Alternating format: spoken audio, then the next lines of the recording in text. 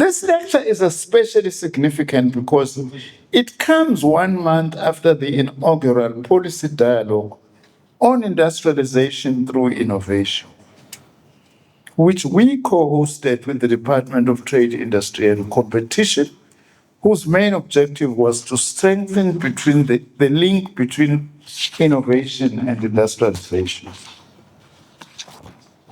If I were to summarize what I'm going to say in one sentence, it would be this, which is the challenge that we have as a country. You cannot industrialize without innovation. Similarly, you cannot innovate without industry. I don't know whether I'm making sense. The two things are deeply, deeply interconnected. That's what the presentations that were made here actually illustrated. Also, this lecture follows the launch of our country's inaugural edition of National Science Month, which we launched last week at the Valley University of Technology. I met the Vice Chancellor now, DG. He is very happy that we took the launch to VUT. And also comes just 3 weeks before the 9th annual Southern African Development Community Industrialization Week. Some of you may know, we will be hosting this, by the way, in Durban from the 27th to the 31st of July. South Africa is interim chairperson of SADC this year, and there is a summit which we are hosting in August. We are interim chair because Madagascar had a coup, so they couldn't continue chairing. And then next year, we are the incoming chair of SADC, which means we're going to be chairing for 2 years, which is a huge task for us. But drawing from your chosen theme, I wish to reflect on several issues which deserve consideration by a gathering of this nature. Why does a science-centered partnership model matter? This question has been answered, by the way, by our guests who were giving lectures here. I just want to highlight a few things.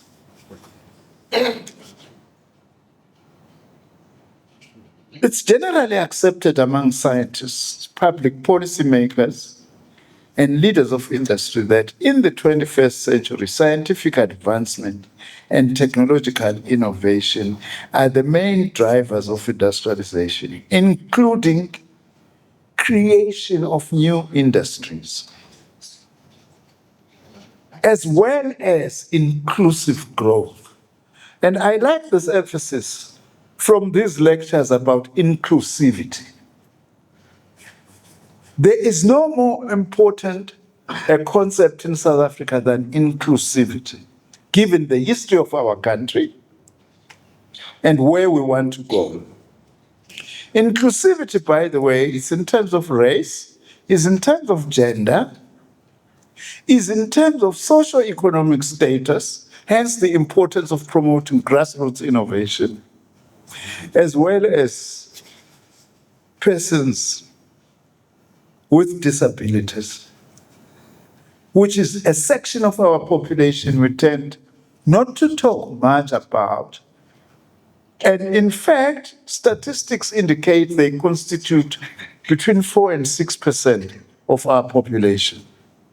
That's not a small percentage, so that no one is left outside. The test, Babmanyoni, of what we are doing, one major test would be its inclusivity. Also, we talk about inclusive growth because not all forms of growth are necessarily or inherently inclusive. I can give lots of examples about our own South African history. The 1960s are regarded as the golden age of South African industry, or South African capitalism, if you want to use that term. But only the minority benefited. In fact, the growth rate was estimated at something between 8 and 10% on average during that 10-year period. But it was a period also that came on the back of the arrest of Mandela and them in Rivonia, and what the apartheid government thought was the complete destruction of the liberation movement, which laid the basis for that growth. So growth in itself is not necessarily inclusive. It benefited the minority of the population whose legacy we are still dealing with today. So I really like this whole thing of inclusive growth. The idea also of open science. Science knows no boundaries. And the whole issue of inclusive scientific practice. We are not saying when we say that we mustn't have top scientists who are specialists, no. But we also have got a task of making our population to understand the importance of science, and that is why we are having this Science Month. As a country, we are still confronting entrenched and complex development challenges. And therefore, for us, the strategic use of science, technology, and innovation is no longer optional. It is an economic and developmental imperative. It's absolute necessity.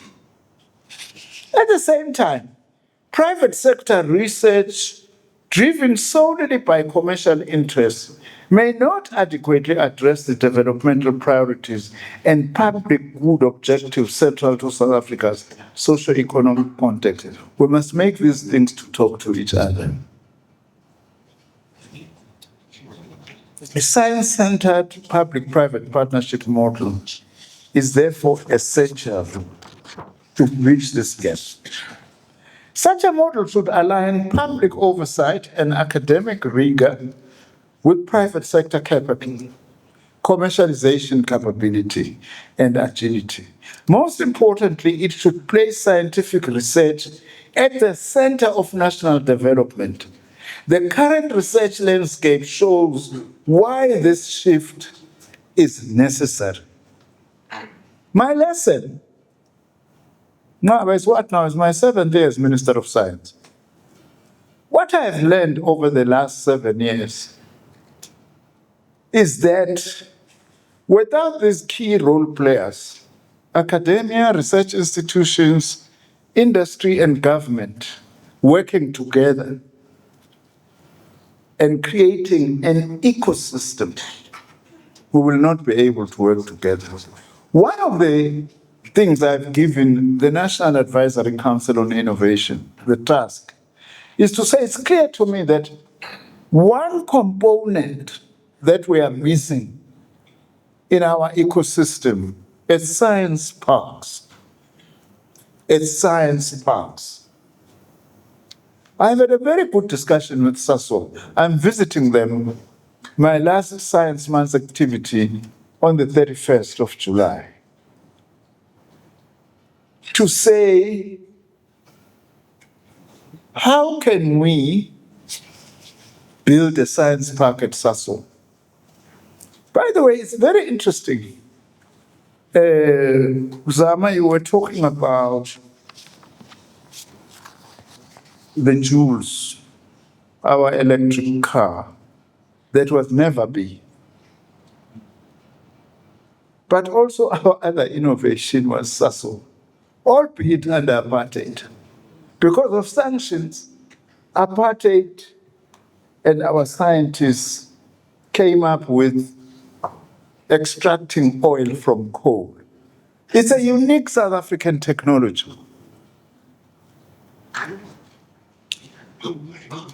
We are indeed, I agree, a very talented nation. And also we've got brilliant scientists in our country. Yes, I do take what was said earlier, I can't remember by who, that we are not going to change things from the past, but we must seek to shape the future and change the future. I agree with that. But also, it's going to be important to learn from the past if we are to truly do what we want to do. You know, I was looking at the dates, and I have a hypothesis about June as to what happened. I'm not going to tell the whole story of my suspicions.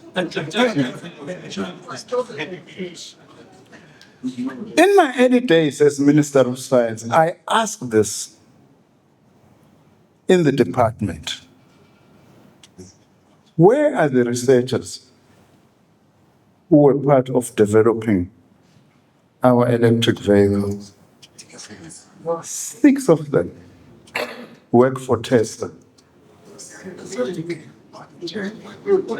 And one of them works for Jaguar and was responsible for designing the F-type Jaguar.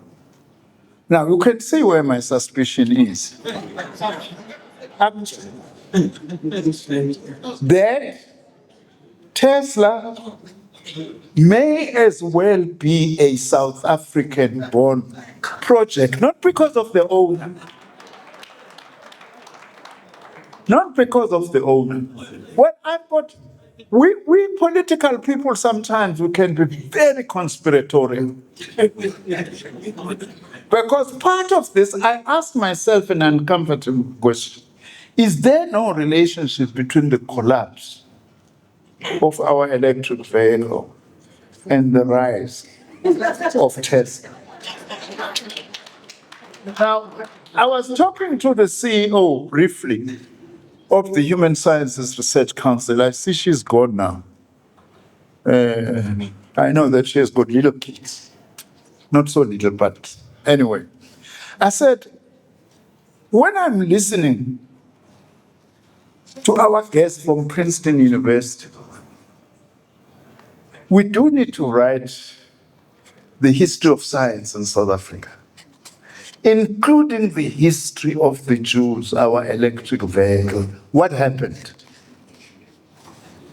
I remember I was sitting in Parliament when Minister Pando, who was Minister of Science then, was like lamenting and crying and saying, we can't raise these billions of rands to actually launch our vehicle. It won international awards in major competitions in the world, but we still lost it. What happened? Because we do need to learn lessons, not to be conspiratorial like me, but to learn positive lessons out of that. Universities and science councils, as we've been told, produce world-class foundational science. But too many promising discoveries remain trapped between laboratory-scale research and commercial application. Private enterprises, driven by market demand and shareholder expectations, are often sometimes hesitant to fund early-stage, high-risk scientific research. I'm sure business people who are listening today, they can see that being hesitant is not necessary, that we need to be bold. That is what your initiative, Babmanion, is. You are being bold.